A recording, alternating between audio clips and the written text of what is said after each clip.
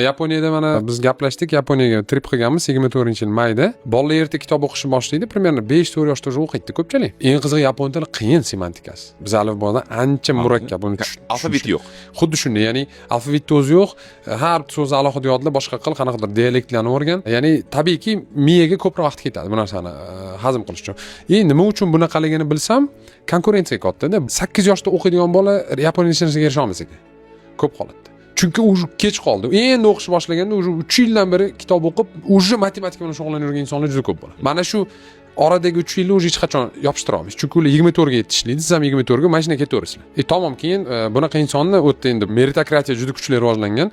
Universitetga kirib turib yaxshi ish topmasangiz, no все bo'ldi. 34 ming, 35 ming kishi har yil Yaponiyada o'zini o'ldiradi. Ko'p yoshlar. Nimani hisobiga? Chunki hayotda o'zini topa olmaydi, bo'ldi. Kech boshlagani uchun. Bizda gonga tepib, qurgan buqlar tepib yuradida 28 kirganda boshni qashlaydi. Biznes qilaman deydi. Milliarder bo'lsam bo'ladi. Bunda qanaqa qilib milliarder bo'lsam.